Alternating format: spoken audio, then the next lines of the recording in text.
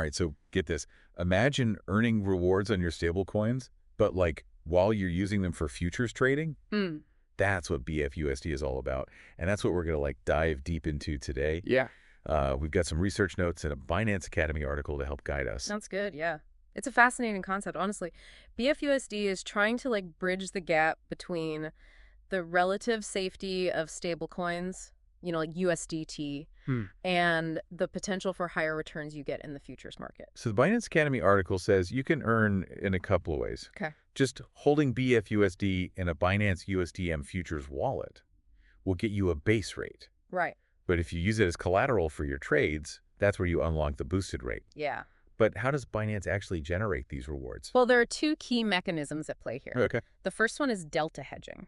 So Binance strategically hedges ETH and other cryptocurrencies between the spot and futures markets. Interesting. It's a way to capitalize on price discrepancies and collect those funding fees that futures traders pay. So by like skillfully navigating the price differences between the spot and futures markets, Yeah. Binance can generate profits that are then used to fund the rewards for BFUSD holders. That's right. That's pretty impressive. It is, but it's important to remember that delta hedging does involve a degree of risk for Binance. Oh, okay. Market conditions can change rapidly, and their hedges might not always be perfectly aligned. Right.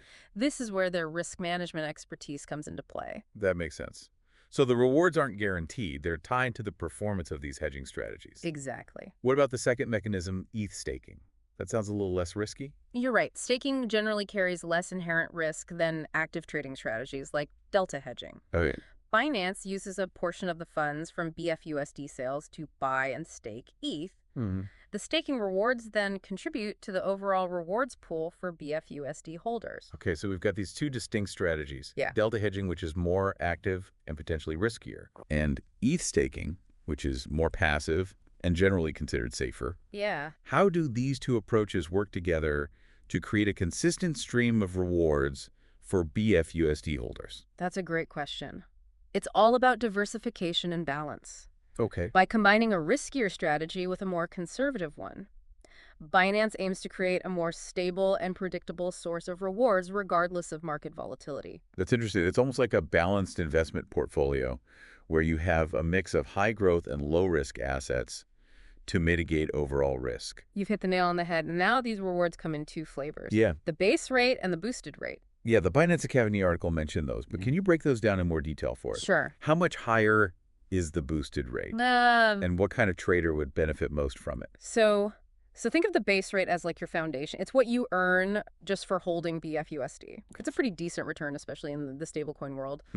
The boosted rate, on the other hand, is specifically for active futures traders. When you use BFUSD as collateral for your futures trades, that's when you unlock this higher reward rate. So it's like a little incentive to get people trading and using BFUSD. Exactly. But wouldn't the boosted rate be subject to more fluctuation, especially given it's tied to how well Binance's delta hedging strategies perform? Absolutely. The boosted rate is definitely tied to the success of those strategies. Okay. Meaning it can be more volatile. Right. However, that volatility can work in your favor too. Oh. If Binance's hedging strategies are doing really well, the boosted rate could significantly outperform the base rate. So there's a trade-off between the stability of the base rate and the higher but potentially more volatile returns of the boosted rate. Yeah. It all comes down to your risk tolerance and trading style. Exactly. And that's where understanding the potential downsides of BFUSD becomes crucial. That's a great point. We've talked a lot about the potential rewards. But what about the risks? The article mentions a reserve fund. Right. Does that play a role in mitigating risk? It does. The reserve fund is designed to protect BFUSD holders from negative funding rates, which can happen in volatile market conditions. Okay. Remember those funding fees that contribute to BFUSD rewards? Yes. Well, they can go the other way too, potentially eating into your earnings. No, so the reserve fund acts as a buffer, absorbing those negative hits to protect the value of BFUSD. That's reassuring. But even with this safety net, are there other risks that potential BFUSD users should be aware of?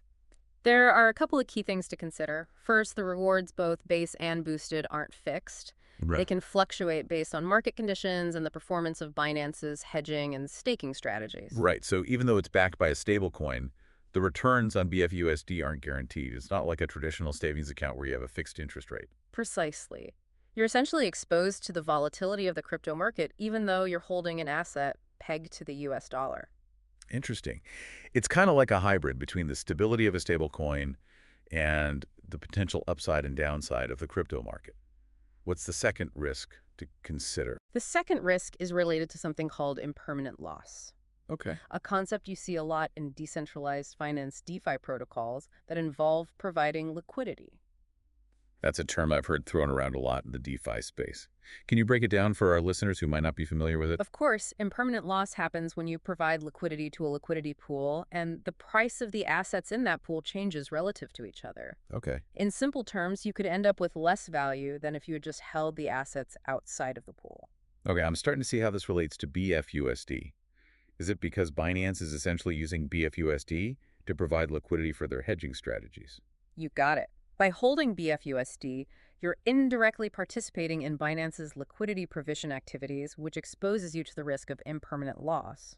So even though BFUSD is pegged to USDT, its value can fluctuate based on the performance of those underlying assets that Binance is using for their hedging strategies. Hmm. That's a pretty nuanced point that many people might overlook. Exactly. It's important to remember that BFUSD, despite its stablecoin backing, is still tied to the dynamics of the crypto market. It's not a risk-free asset. All right, so we've got fluctuating rewards and we've got the risk of impermanent loss. Are there any other downsides we should be aware of? There's one more thing to consider, though. It's more of a logistical point than a financial risk. Okay. While BFUSD is generally redeemable for USDT at a 1.1 ratio, there's a possibility of redemption delays in cases of extremely high demand. Okay. Binance says these delays could be up to 7 days. Wow. But it's important to note that this is a precautionary measure and not a common occurrence. So while BFUSD offers some compelling benefits, particularly for active futures traders on Binance, it's crucial to go in with a clear understanding of both the potential rewards and the associated risks. It's not a magic bullet, and it requires careful consideration and risk management. Couldn't agree more. Like any financial instrument, it has its pros and cons, and its suitability depends on your individual trading goals and risk appetite. This has been a fascinating deep dive so far. We've covered how BFUSD generates rewards through delta hedging and ETH staking, explored the base and boosted reward rates, and discussed the potential downsides like fluctuating rewards, impermanent loss, and possible redemption delays. What should our listeners keep in mind when deciding whether BFUSD is right for them?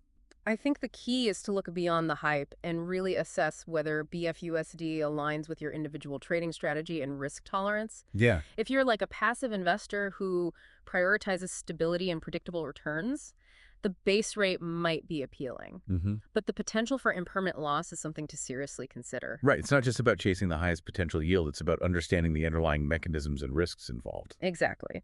And if you're an active futures trader on Binance, the boosted rate could offer significant advantages. Yeah. But you need to be comfortable with the fact that those rewards can fluctuate based on market conditions and Binance's hedging performance. It sounds like BFUSD is a tool that rewards informed decision-making. You really need to do your homework and understand the nuances before diving in. Absolutely. Knowledge is power, especially in the fast-paced world of crypto. Right. Don't just jump on the bandwagon because it sounds appealing. Yeah. Take the time to research, compare and contrast BFUSD with other stablecoin earning options available on Binance. That's such an important point. Right. There are so many different ways to earn rewards in the crypto space, Yeah. and it's crucial to find the strategy that best fits your individual goals and risk profile. I couldn't agree more. And Right. as with any investment, diversification is key. Right. Don't put all your eggs in one basket, even if it's a seemingly stable basket like BFUSD. Good point. Spread your risk. Explore different options and make informed decisions based on your own research. This has been an incredibly insightful deep dive into BFUSD. We've uncovered its unique reward mechanisms, Yeah. explored its potential benefits for both passive and active traders, and delved into the crucial risks and considerations. It's been a pleasure sharing this knowledge with you and our listeners. Hopefully this deep dive has equipped you with the insights you need to navigate the world of BFUSD and make informed decisions about whether it's the right fit for your crypto journey. And on that note, we'll wrap up this episode of the Deep Dive. Until next time, keep exploring, keep learning, and keep diving deep into the fascinating world of crypto.